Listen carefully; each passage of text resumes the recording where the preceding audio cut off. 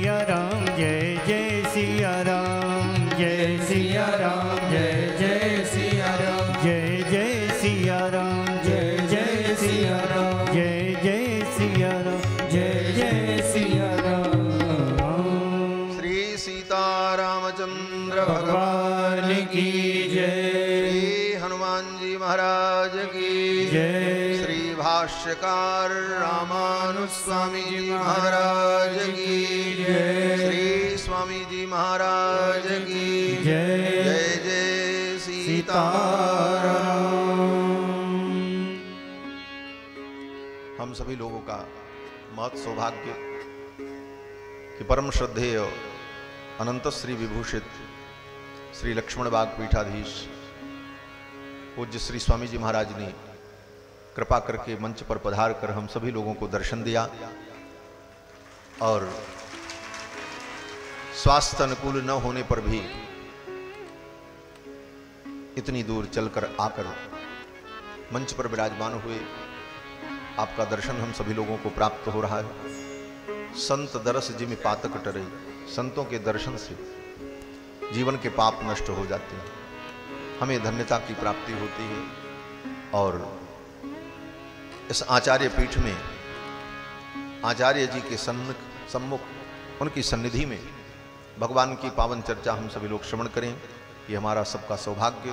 पूज्य स्वामी जी के चरणों में प्रणति तति निवेदन करते हुए पुनः विषय वस्तु की ओर चलते हैं।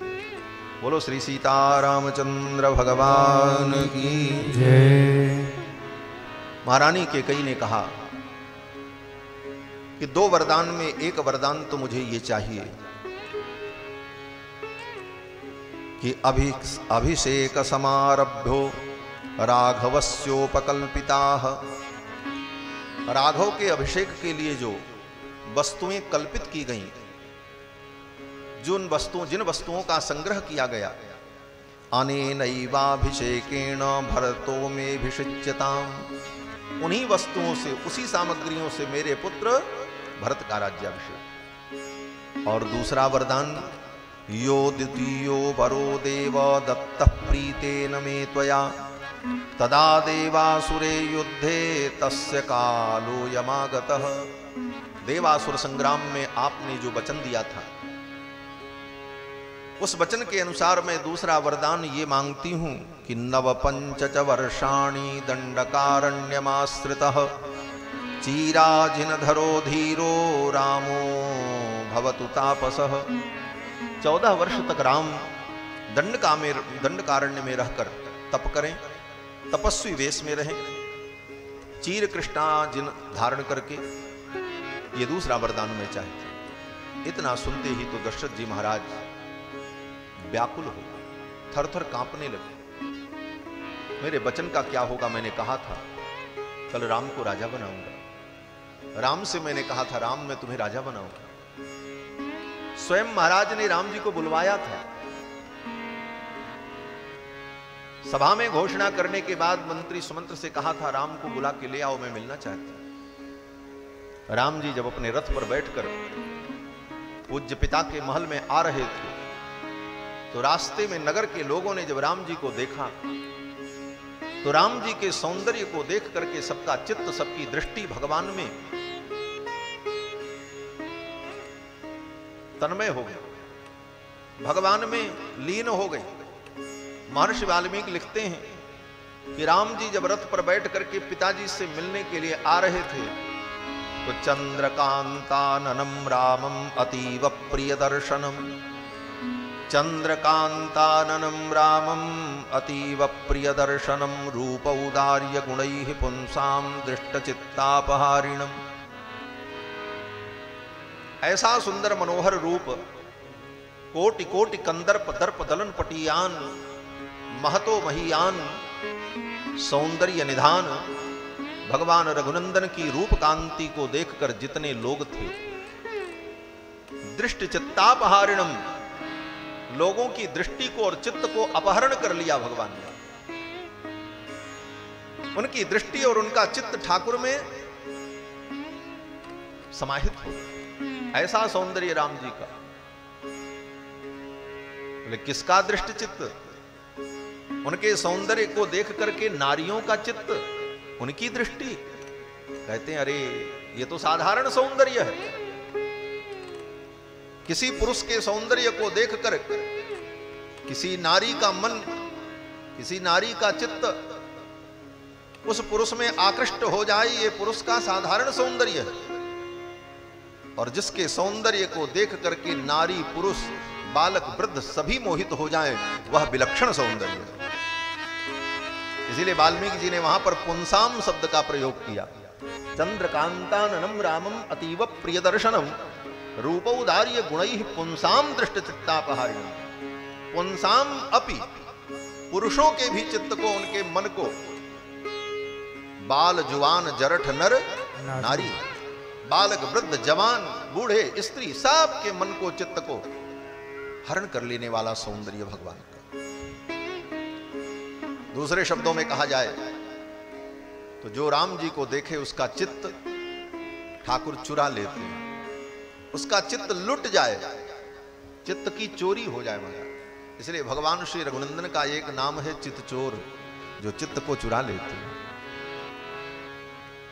इसलिए अयोध्यावासी भगवान के स्वरूप का जब वर्णन करते हैं तो कहते हैं चित चोरन छवि रघुबीर की, चित चोरन छवि रघुबीर की, बसी रहत निसी बांसुरिया में, बसी रहत निसी बांसुरिया में, बिहरत सरयू तीर की, हाँ बिहरत सरयू तीर की, चित चोरन छवि रघुबीर की, चित चोरन छवि रघुबीर की, चित चोरन छवि रघुबीर। चित्त चोरन छवि, चित्त को चुरा ले ऐसी छवि रघुनाथ जी की।